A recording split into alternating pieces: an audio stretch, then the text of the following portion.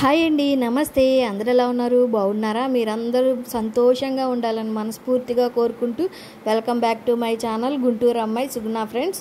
ఇది evening blog అనమాట. Evening to morning blog అనమాట. ఇగోండి, ఇంక సాయంత్రం అయింది. మార్నింగ్ ఉతికిన బట్టలన్నీ తీసి మడతలో వేసుకోవాలి కదా, ఇంక అందుకని బయటకు వచ్చాను ఫ్రెండ్స్. 5 అయ్యింది.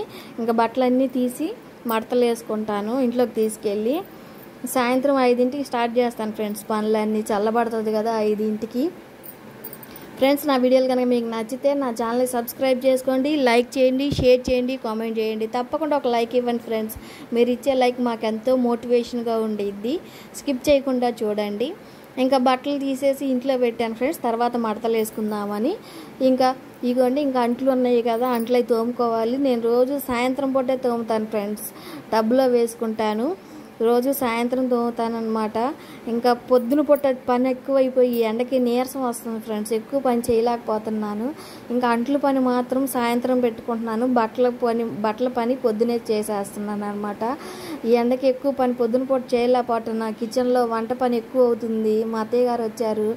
ఇంకా అందువల్ల పని ఎక్కువైపోతుంది అనమాట నాకు. అందుకని చేయలేక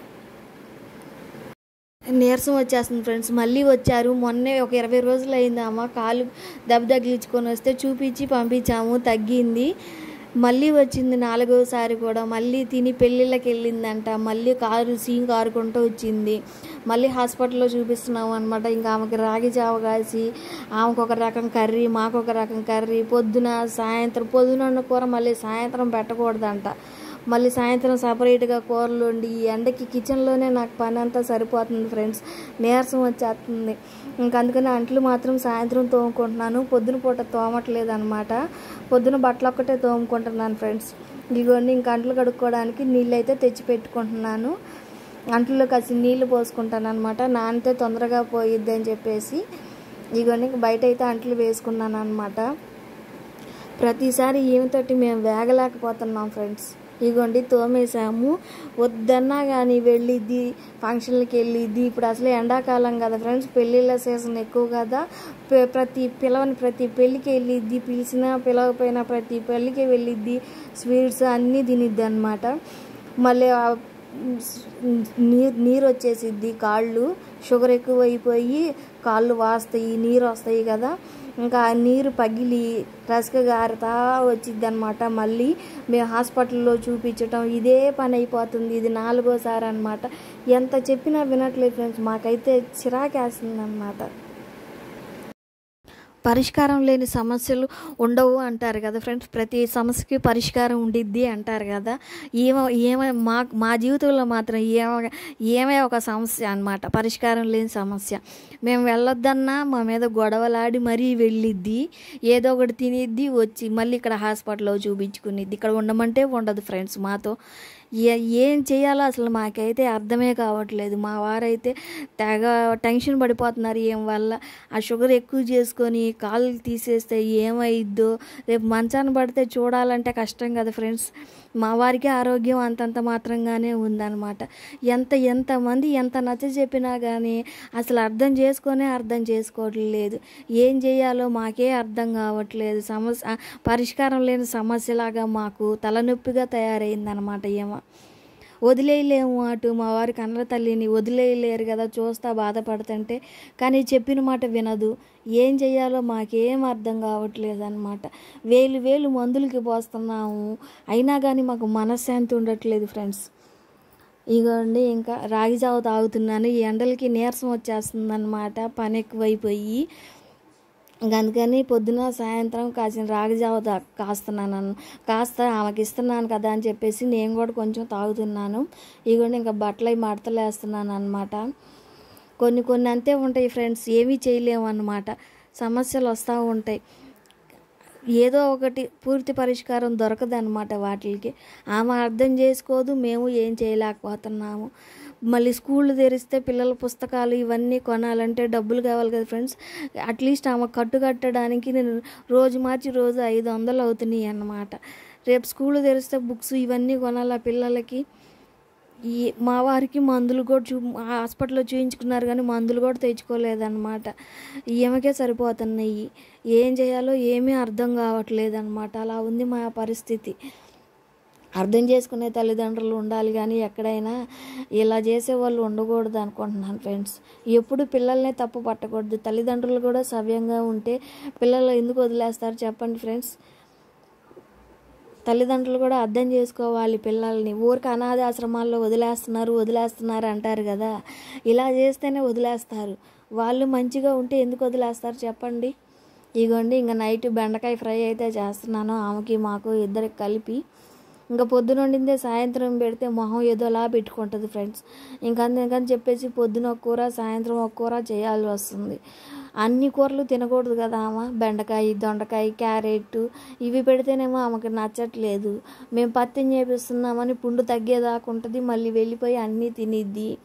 పత్యం చేస్తేనే కదా షుగరు, 500 షుగర్ ఫ్రెండ్స్. ఆమె వచ్చినప్పుడు 500 షుగర్తో వచ్చింది. ఇంత షుగర్లు పెట్టుకుంటే ఎలా చెప్పండి. మేము మాత్రం ఎందాకని మాకు ఓపికలు ఉండట్లేదు. మొన్న నాకు కూడా హెల్త్ బాగుండట్లేదు ఫ్రెండ్స్. నీరసం వచ్చేస్తుంది ఈ ఎండలకి. ఏం చేస్తాం, చూడక తప్పట్లేదు. రేపు మేము మా అత్తగారిని చూస్తేనే రేపు మా పిల్లలు మమ్మల్ని చూసేది. అలా వదిలేయలేం కదా. వంకాయ ఆమె అర్థం చేసుకోవాలి. ఎంత చెప్పినా వినిపించుకోవట్లేదు. మా వారైతే చాలా బాధపడుతున్నారు ఆమె వల్ల. ఏం చేస్తాం చెప్పండి, టైం ఒక్కొక్కసారి అలా వస్తుంది.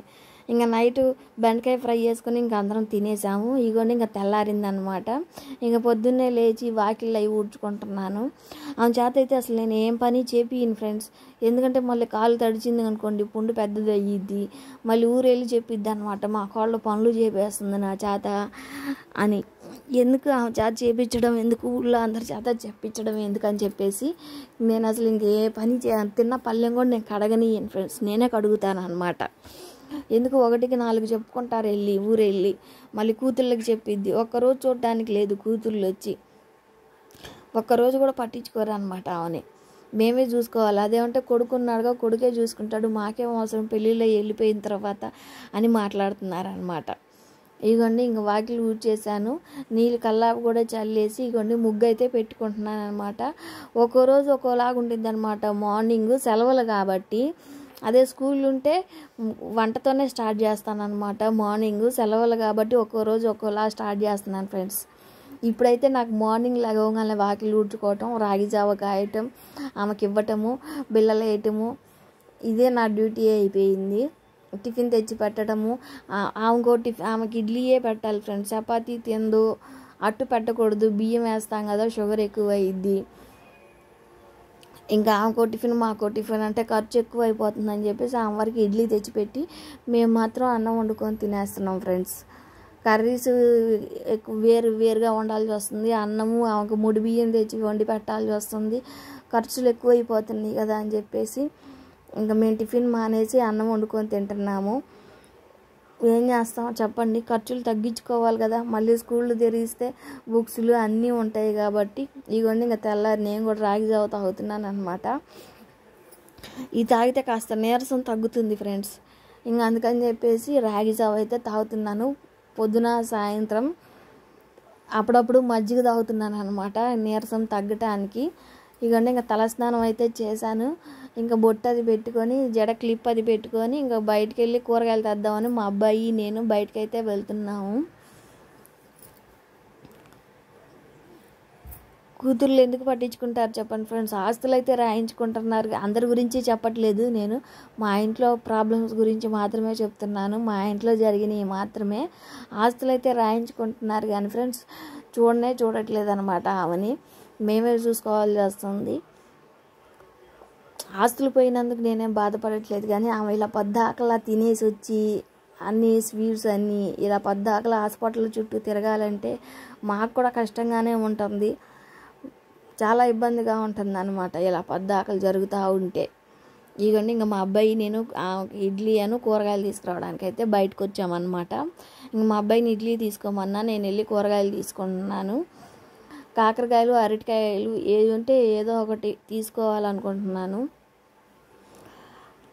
ఆమె నేను ఫ్రైలు అవి చేసి పెడుతుంటే ఈ విచిత్రంగా చూస్తుంది అనమాట నా వైపు, ఇవి తినాలా అన్నట్టు.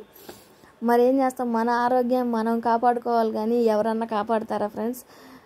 మన రోగానికి తగ్గట్టుగా మనం తినాలి, అప్పుడే కదా తొందరగా తగ్గేది. ఎంత చెప్పినా వినిపించుకోవట్లేదు అనమాట. మొహం ఏదోలా పెట్టుకునిద్ది. ఇక ఇంకా కూరగాయల బండి దగ్గరికి వచ్చాను. ఆమెకి దొండకాయ, బెండకాయ, అట్లీస్ట్ టమాటా కూడా పెట్టకూడదు అన్నారు ఫ్రెండ్స్. నీరు వస్తుంది కదా అని చెప్పేసి దొండకాయ, బెండకాయ, క్యారెట్, బీట్రూటు, బీరకాయ ఇవేనమాట. పొట్లకాయ, అరటికాయ ఇవే పెట్టమన్నారు. అవే తెచ్చి వండి పెడితే ఏదోలా చూస్తుంది అనమాట. ఇగోండి అరటికాయ, కాకరకాయ తీసుకొచ్చాను. మాకు అరటికాయ, ఆమె కాకరకాయ వండుదామని. ఇకండి ఇంక ఇడ్లీ ఇచ్చాను. ఇడ్లీ అయితే తింటుంది. ఇడ్లీ తిన్నాక పొద్దున్నే పరగడుపున ట్యాబ్లెట్ వేసి రాగి జావ ఇవ్వాలి. రాగి జావ తాగిన తర్వాత మళ్ళీ టిఫిన్ పెట్టి ట్యాబ్లెట్స్ వేయాలన్నమాట. ఇగోండి ఇంకా కాకరకాయలు కట్ చేసుకున్నాను అనమాట. శుభ్రం కడిగేసి సన్న సన్న ముక్కలుగా కట్ చేసి ఫ్రై చేసేసాను అనమాట. శనగపప్పు ఇవేం వేయకూడదు అనమాట. జస్ట్ సాంబార్ కారం వేసాను, వెల్లుల్లి కారం వేసి ఫ్రై చేసేసాను ఫ్రెండ్స్. మాకైతే అరటికాయ వేపుడు చేశాను అనమాట. అరటికాయ పైన ఉన్న చెక్కు తీసేసేసి ఉప్పు నీళ్ళల్లో వేసాను, సన్న సన్న ముక్కలుగా కట్ చేసి. తర్వాత ఆయిల్లో ఫ్రై చేసేసాను. ఉప్పు కారం అవి వేసాను ఫ్రెండ్స్. సింపుల్గా చేశాను అనమాట. ఎందుకంటే అరటికాయ ఫ్రై మళ్ళీ ఆమె కూడా తినొచ్చు. అందుకని చెప్పేసి నేను ఎటువంటి శనగపప్పు, పచ్చెనగపప్పు ఇవేమీ వేయకుండానే ఫ్రైలు చేసేస్తున్నాను అనమాట. తాలింపు గింజల్లో శనగపప్పు, పచ్చెనగపప్పు ఇవి కూడా వేయకూడదు, సీమ్ వస్తాయి ఆమెకి. అందుకని జస్ట్ ఉప్పు కారాలు మాత్రమే వేస్తున్నాను, ఉల్లిపాయలు అవి వేసి. ఇదిగోండి కాకరకాయ ఫ్రై చేశాను.